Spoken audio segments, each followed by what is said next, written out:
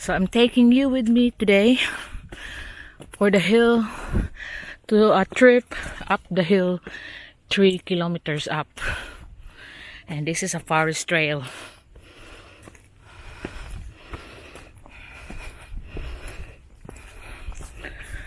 Oh. I'm also here to tell Laika, if she's there, that I heard she's there, that I got a sponsor of her computer so she can start her dream of becoming a teacher. But the thing is, she don't know about it yet, so it would be a surprise for her.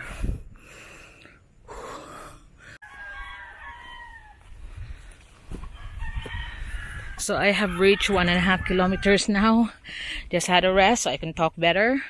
And halfway going to the house number 10.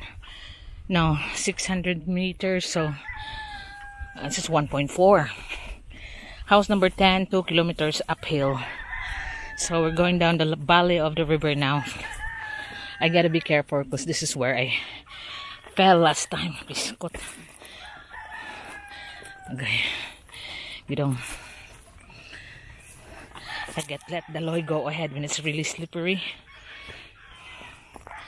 So I could hold on to him. Diba? Come on. Come on.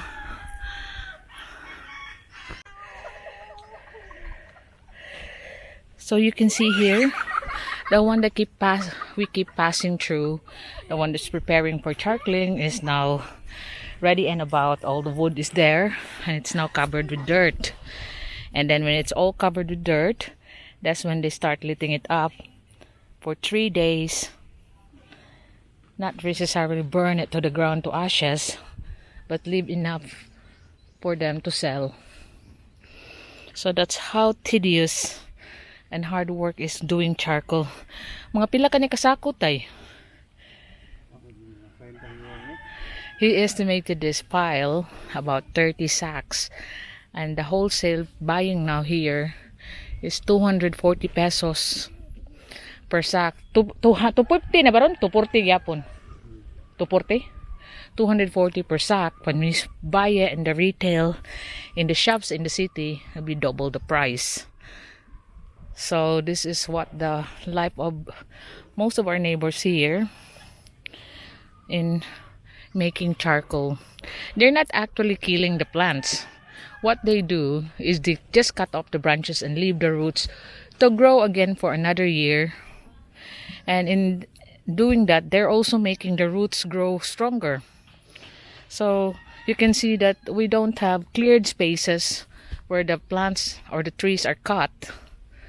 But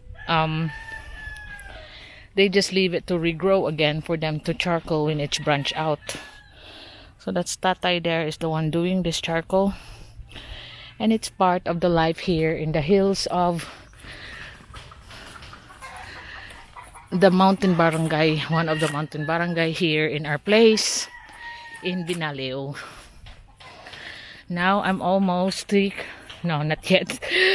1.8 kilometers. That's my counter here, 1.8 kilometers. Now we're going to house number 10, Victoria and Jarrell's house. That's the one that we can see, but we need to get down the valley first. Then we go up again. So that's Victoria's house down there. They are both working on it. Now you can see, but I have to get down the valley first to go up there. I'm halfway to the valley anyway. Okay. Oh.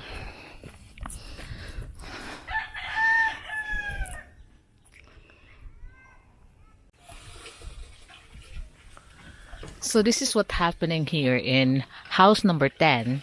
Remember, they have those, this one that you're looking at, the bamboo walling and the flooring, was used to be here in their 4 columns concrete that they have erected through the years.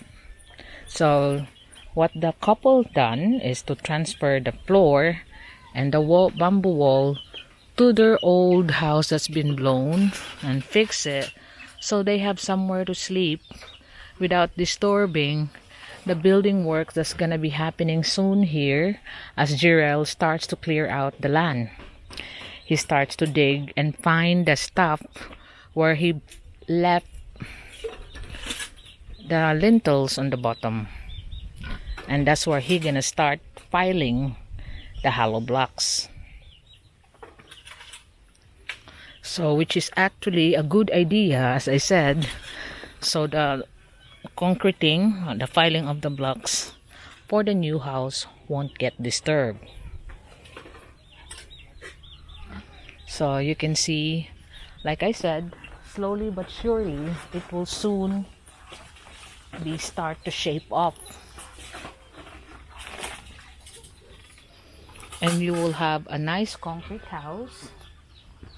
And also you can see here that their son has taken the blocks from where I am 2 kilometers down to up here. So he has filed a few here that you can see up the road, and you gotta remember he's carrying 2 blocks at a time. So he said he's carried about almost 100. He has left it under midway here on the house where we stopped after 1.2 kilometers and then continue on here. So the couple is now occupying back here the old house that they had, which they have managed to repair a little bit from where it used to be there,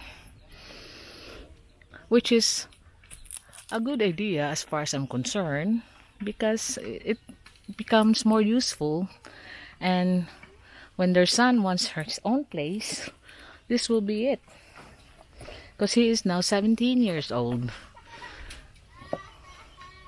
and sometimes he just wants a place on his own to go have all his dogs and kittens that was here, because this boy is also an animal lover,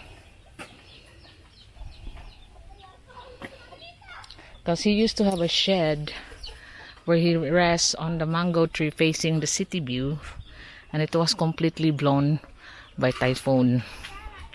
So he was like traumatized to stay there now. Like on the side of the hill, he'll build a little shed like this. But I said to the parents, Jarell and Victoria, that after the house is finished, if he don't want to stay with them in the actual house, he wants his own place, I mean to sleep in, because he still want to stay with them, but not actual sleeping with them in the house. So he can just use this old shed that they have repaired recently and just repair what's needed on it. So you can see there the water storage pond, little pond that Victoria has created out of her sales of the pig as well. Now she got a big storage for water that's coming down from the dry riverbed.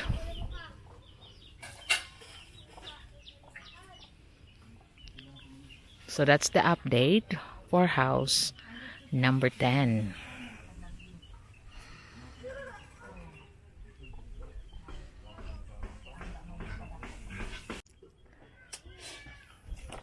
So this is where they start digging. This is the place where they're gonna start piling their blocks first in the in between columns, because he has when he built the column here on the 4 columns, he has left enough lintel bars to continue on when they're ready for their block work. So that's for the tie beams. He has already provide provision for that and just make the tie beam, and then before he makes the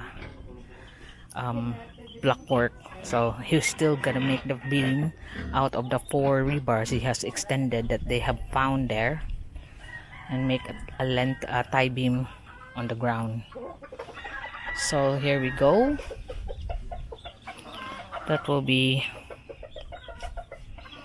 house number 10.